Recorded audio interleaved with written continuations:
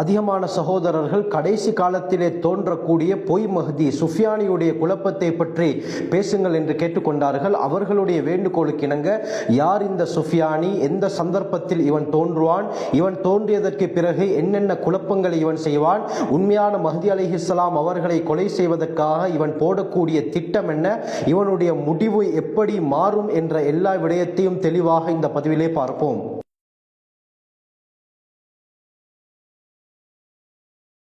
அல்ஹம்துலில்லாஹி ரப்பில் ஆலமீன், அஸ்ஸலாத்து வஸ்ஸலாமு அலா ரசூலில்லாஹி அம்மா பஅத். கண்ணியத்திற்குரிய இறைவனின் நல்லடியார்களே, அல்லாஹ்வின் சாந்தியும் சமாதானமும் என்றென்றும் நம் அனைவர் மீதும் உண்டாவதாக.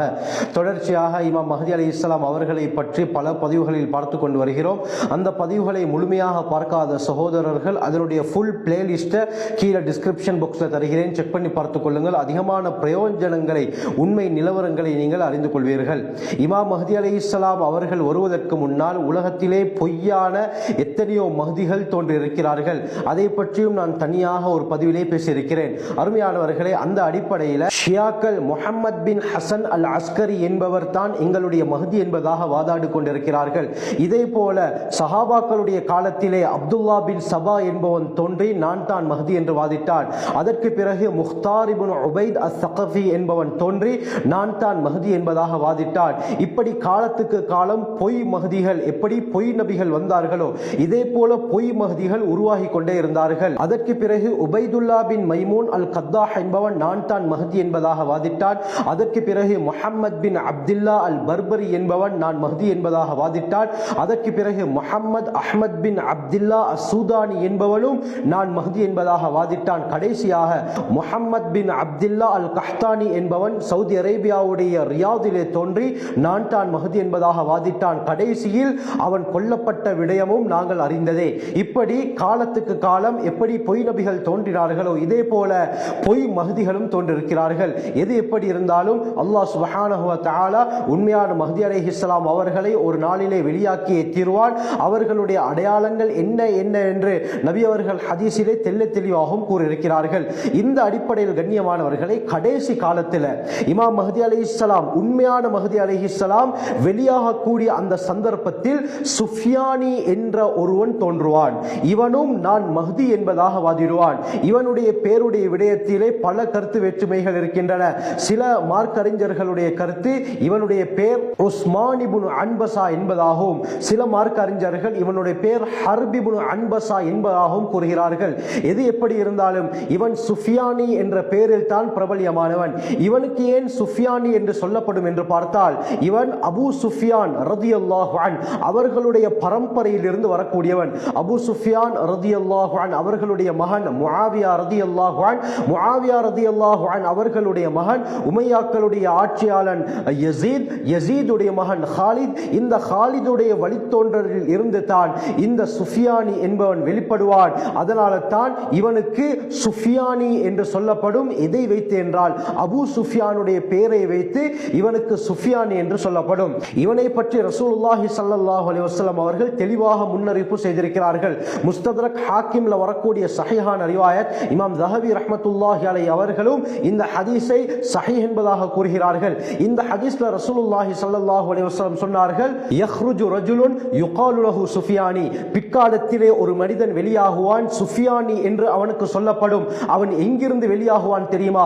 ஃபி உம்கி திமஷ்க், சிரியாவுடைய தலைநகரம் டெமஸ்கஸ். இந்த டெமஸ்கஸுடைய பகுதியில் இருந்து தான் இந்த சுஃபியானி வெளியாகுவான், தோன்றுவான் என்பதாக முஹம்மது ஸல்லல்லாஹு அலைஹி வஸல்லம் அவர்கள் தெளிவாக சொன்னார்கள். சொன்னது மட்டுமல்லாமல் இந்த சுஃபியானியை அதிகமாக பின்பற்றுவது கல்ப் கோத்திரத்தாரை சேர்ந்தவர்கள் என்பதாகவும் நபி அவர்கள் முன்னறிவிப்பு செய்தார்கள். அருமையானவர்களே, இவன் தோன்றுவதற்கு முக்கிய காரணமே யூதர்கள் தான். ஏனென்று சொன்னால் யூதர்களுக்கு தெரியும் இமாம் மஹ்தி அலைஹிஸ்ஸலாம் அவர்களுடைய வருகையை இந்த முஸ்லிம்கள் எதிர்பார்த்து கொண்டிருக்கிறார்கள். அவர்கள் வந்ததற்கு பிறகு முஸ்லிம்களுக்கு விமோச்சனம், வெற்றி வெற்றி நிம்மதி கிடைக்கும் என்று அந்த யூதர்களும் நன்றாக அறிந்து வைத்திருக்கிறார்கள். இதனால இந்த கோட்பாடை இல்லாமலாக்குவதற்காக வேண்டி யூதர்களால் உருவாக்கப்பட்டவன் தான் இந்த சுஃபியானி. யூதர்கள் மூலமாகத்தான் இவன் உருவாக்கப்படுவான். எந்த அளவுக்கு என்று சொன்னால் பிற்காலத்திலே இவன் வெளியாகுவான். அந்த காலத்திலே இருக்கக்கூடிய யூதர்களை இவன் மிகைப்பான். இந்த யூதர்களை வெற்றி கொண்டதை பார்த்த முஸ்லிம்கள் உண்மையான மஹ்தி அலைஹிஸ்ஸலாம் இவன் தான் என்பதாக நம்பி இவன் பின்னால் சென்று விடுவார்கள். அருமையானவர்களே, யூதர்கள் தற்பொழுது அதிகமாக இருக்கக்கூடிய இடம் எது? இஸ்ரேல் தான். கண்ணியமானவர்களே, இன்று இஸ்ரேலை யாராலும் அழிக்க முடியாமல் இருக்கிறது. காரணம் என்ன? ஐரோப்பிய நாடுகள் உதவி செய்வதோடு அந்த இஸ்ரேலுடைய நவீன ஆயுதங்களை பார்க்கும் பொழுது மெக்காவா விஷன் 4 இருக்கலாம், இதே போல அயன்டோமாக இருக்கலாம், இப்படி சக்தி வாய்ந்த பலவிதமான ஆயுதங்களை இந்த இஸ்ரேல் வைத்துக் கொண்டிருக்கிறது.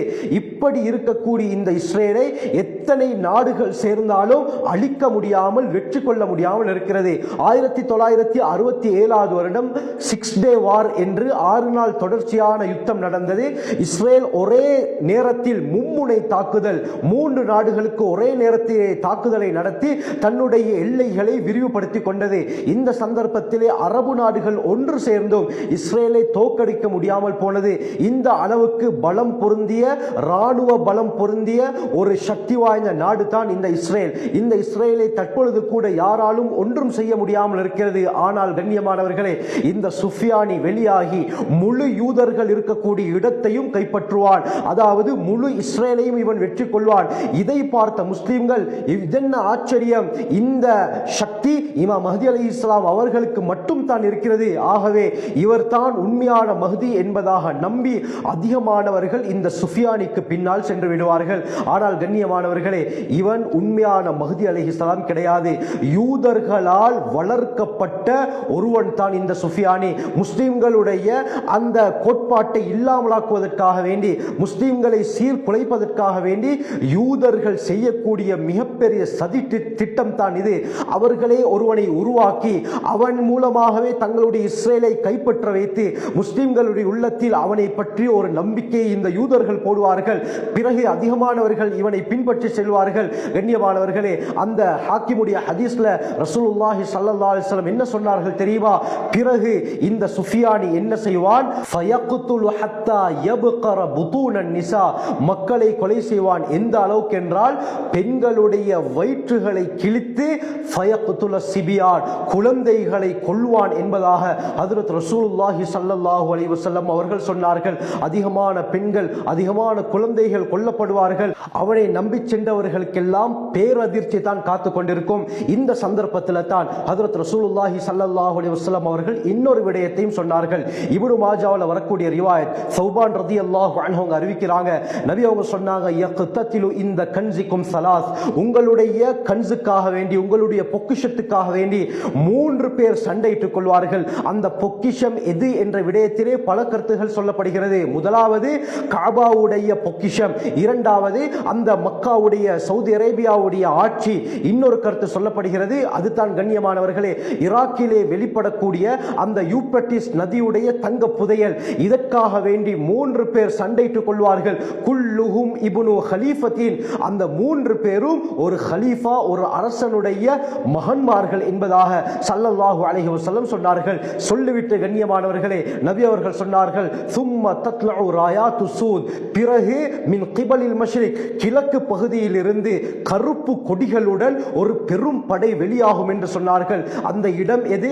ஹொராசான் என்பதாக ரசூலுல்லாஹி ஸல்லல்லாஹு அலைஹி வஸல்லம் சொன்னார்கள். அருமையானவர்களே, ஹொராசான் என்று சொல்லும் பொழுது நம்முடைய மைண்டுக்கு ஃபெஸ்டாக வருவது ஈரானிலே இருக்கக்கூடிய ஹொராசான் தான். ஆனால் கண்ணியமானவர்களை, ஈரானை எடுத்துக்கொண்டால் அங்கே ஷியாக்கள் தான் அதிகமாக இருக்கிறார்கள்.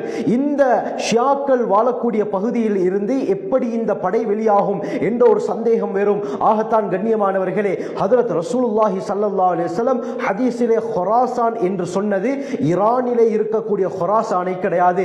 மார்க்க அறிஞர்கள், சட்ட மேதைகள் என்ன சொல்கிறார்கள் தெரியுமா? ஹொராசான் என்பது பாகிஸ்தானுடைய பெஷாவார் என்ற பகுதியிலிருந்து ஆப்கானிஸ்தானுடைய கந்தஹார் என்ற பகுதி வரை இருக்கக்கூடிய எல்லா இடத்திற்கும் தான் ஹொராசான் என்று சொல்லப்படும். அதில் ஒரு பகுதி தான் ஈரானுக்கு சொந்தமாக இருக்கிறது. ஏனைய பகுதிகளும் ஹொராசான் தான். இந்த பகுதியில் இருந்து தான் இந்த கருப்பு கொடிகளுடன் பெரும் ஒரு படை வெளியாகும் என்று ஸல்லல்லாஹு அலைஹி வஸல்லம் சொன்னார்கள். சொல்லிவிட்டு சொன்னார்கள், ஃபைதா ரஅய்துமூஹு, அந்த படையை நீங்கள் சந்தித்தால், நீங்கள் அந்த படையை கண்டால், ஃபபாயிஊஹு, அந்த படையுடன் நீங்கள் உடன்படிக்கை செய்து கொள்ளுங்கள். வலவ் ஹப்வன் அலா ஸல்ஜி, உங்களுக்கும் அந்த படைக்கும் நடுவில் ஒரு பெரும் பனிமலை இருந்தாலும் அந்த பனிமலையில் ஏறி தவழ்ந்து சென்றாவது அந்த படையுடன் நீங்கள் சேர்ந்து கொள்ளுங்கள் என்று ஸல்லல்லாஹு அலைஹி வஸல்லம் சொன்னார்கள். காரணம் என்ன தெரியுமா? வஃபீஹிம் கலீஃபத்துல்லாஹ் அல் மஹ்தி, அந்த படையில் தான் அல்லாஹ்வுடைய கலீஃபா உண்மையான மஹ்தி அலைஹிஸ்ஸலாம் இருப்பார்கள் என்று ஹஜ்ரத் ஸல்லல்லாஹு அலைஹி வஸல்லம் அவர்கள் சொன்னார்கள். ஆனால் கண்ணியமானவர்களே, இமாம் மஹ்தி அலைஹிஸ்ஸலாம் அவர்கள் அந்த படையில் சாதாரண ஒரு ராணுவ வீரராக, ஒரு சிப்பாயாகத்தான் இருப்பார்கள். அவர்களுக்கே தெரியாது நான் தான் மஹ்தி என்று. பிறகு அந்த படையில் இருந்து அவர்கள் வெளியாகி மதீனாவுக்கு செல்வார்கள். ஹாக்கிமுடைய தொடர் ஹதீஸ்ல ஸல்லல்லாஹு அலைஹி வஸல்லம் சொன்னார்கள், இந்த சுஃபியானி தன்னை நம்பியவர்களுக்கு மோசடி செய்வான், குழந்தைகளை பெண்களை கொலை செய்வான். இந்த சந்தர்ப்பத்தில் தான் ஸல்லல்லாஹு அலைஹி வஸல்லம் சொன்னார்கள், யஹ்ருஜு ரஜுலுன் மின் அஹ்லி பைத்தி ஃபி ஹர்ரா, மதீனாவில் இருக்கக்கூடிய ஹர்ரா என்ற பகுதியில் என்னுடைய குடும்பத்தாரை சேர்ந்த ஒரு மனிதர் வெளியாகுவார் என்று இமாம் மஹ்தி அலைஹிஸ்ஸலாம் அவர்களை பற்றி சொன்னார்கள். கண்ணியமானவர்களே, இமாம் மஹ்தி அலைஹிஸ்ஸலாம் அவர்களுக்கே தெரியாது நான் தான் மஹ்தி என்று. யுஸ்லிஹுல்லாஹு ஃபீ லைலத்தின், ஒரே இரவில் அல்லாஹ் சுப்ஹானஹு வ தஆலா இமாம் மஹ்தி அலைஹிஸ்ஸலாம் அவர்களை சீராக்கி விடுவார். தூக்கத்திலிருந்து எழும்புவார்கள். தங்களுடைய மைண்ட்ல ஏதேதோ விடயங்கள் எல்லாம் ஓடும். உலகம் சம்பந்தப்பட்ட, ராணுவ சம்பந்தப்பட்ட எல்லா விடயங்களும், பெரும் பெரும் திட்டங்கள் எல்லாம் தங்களுடைய மைண்ட்ல இருக்கும். இந்த ஹதீஸ் முஸ்னத் அஹ்மதிலே பதியப்பட்டிருக்கிறது. ஒரே இரவில் அல்லாஹ் இமாம் மஹ்தி அலைஹிஸ்ஸலாம் அவர்களை சீர்திருத்தி விடுவார். எல்லா விடயத்தையும் தெளிவுபடுத்தி விடுவார். இந்த விடயங்கள் இவர்களுடைய மைண்டுக்கு வந்ததற்கு பிறகு இவர்களால் நிம்மதியாக இருக்க முடியாமல் போய்விடும். இதனால் என்ன செய்வார்கள்? இதை பற்றியும் நபி அவர்கள் இன்னொரு ஹதீஸ் சொன்னார்கள். அபூதாவுதுடைய ரிவாயத், உம்மு ஸலமா ரலியல்லாஹு அன்ஹா அறிவிக்கிறாங்க, யகூனு இக்திலாஃபுன் இந்த மௌத்தி கலீஃபத்தின், ஒரு அரசர் மரணமாக கூடிய சந்தர்ப்பத்திலே கருத்து வேற்றுமைகள் ஏற்படும். இந்த சந்தர்ப்பத்தில் மஹ்தி அலைஹிஸ்ஸலாம் மதீனாவில் இருந்து மக்காவுக்கு விரண்டோடுவார்கள். காரணம் என்ன? தன்னுடைய மைண்ட்ல என்னென்னமோ விடயங்கள் எல்லாம் ஓடும். இதனால் இவர்கள் மதீனாவிலே இருக்க முடியாமல் எப்படியாவது வேறு இடத்திற்கு சென்று விட வேண்டும் என்று சொல்லி மதீனாவிலிருந்து மக்காவுக்கு விரண்டோடுவார்கள். மக்காவிலே ருக்னுல் யமானிக்கும் மக்காமே இப்ராஹிமுக்கும் நடுவில் ஹஜருல் அஸ்வத் கல்லுக்கு முன்னால் அமர்ந்து கொண்டு இவர்கள் யோசித்துக் கொண்டிருக்கும் பொழுது வானத்திலிருந்து சப்தம் வரும். இமாம் குர்துபி தத்கிராவிலே தெளிவாக பதிவு செய்கிறார்கள், ஹாதா மஹ்தியுல் கலீஃபத்துல்லாஹி ஃபில் அர்தி ஃபபாயிஉ, இதோ இவர்தான் மஹ்தி, இவர் அல்லாஹ்வுடைய கலீஃபா, இவருடன் நீங்கள் பைஅத் செய்து கொள்ளுங்கள் என்ற ஒரு அசரீரி சப்தம் வரும். கண்ணியமானவர்களே, இந்த சந்தர்ப்பத்திலே மக்காவிலே இருக்கக்கூடியவர்கள் எல்லாம் இமாம் மஹ்தி அலைஹிஸ்ஸலாம் அவர்களிடத்திலே பைஅத் செய்வதற்காக வேண்டி வருவார்கள். இமாம் மஹ்தி அலைஹிஸ்ஸலாம் ஒன்றும் தேவையில்லை என்று தன்னை தானே அவர்கள் விடுவித்துக் கொள்ள பார்ப்பார்கள். ஆனாலும் மக்கள் எல்லோரும் சேர்ந்து இமாம் மஹ்தி அலைஹிஸ்ஸலாம் அவர்களிடத்திலே பைஅத் செய்வார்கள். இந்த விடயம் சிரியாவில் இருக்கக்கூடிய சுஃபியானிக்கு கேள்விப்படும். சஹீஹ் முஸ்லிமுடைய ரிவாயத் வருது. இந்த சந்தர்ப்பத்தில் சுஃபியான் என்ன செய்வான்? இவன் நான் தான் மஹ்தி என்று வாதாடி கொண்டிருக்கிறான். இந்த சந்தர்ப்பத்தில் இமாம் மஹ்தி அலைஹிஸ்ஸலாம், அதாவது உண்மையான மஹ்தி அலைஹிஸ்ஸலாம் மக்காவிலே வெளிப்பட்டு விடுவார்கள். அதனால் இந்த உண்மையான மஹ்தி அலைஹிஸ்ஸலாத்தை கொலை செய்து விட வேண்டும் என்பதற்காக வேண்டி இவன் ஒரு படையுடன் சேர்ந்து வெளியாகுவான். நபி ஸல்லல்லாஹு அலைஹி வஸல்லம் சொல்லி காட்டினார்கள். அந்த படை பைதா என்ற இடம் வந்ததும் அனைவரும், அந்த படையுடைய ஆரம்பம் இறுதியானவர்கள் அனைவரும் பூமிக்குள்ளால் சுழிவாங்கப்பட்டு விடுவார்கள். சுஃபியானியும் சுழிவாங்கப்பட்டு விடுவான் என்று ஹஜ்ரத் ரசூலுல்லாஹி ஸல்லல்லாஹு அலைஹி வஸல்லம் சொன்னார்கள்.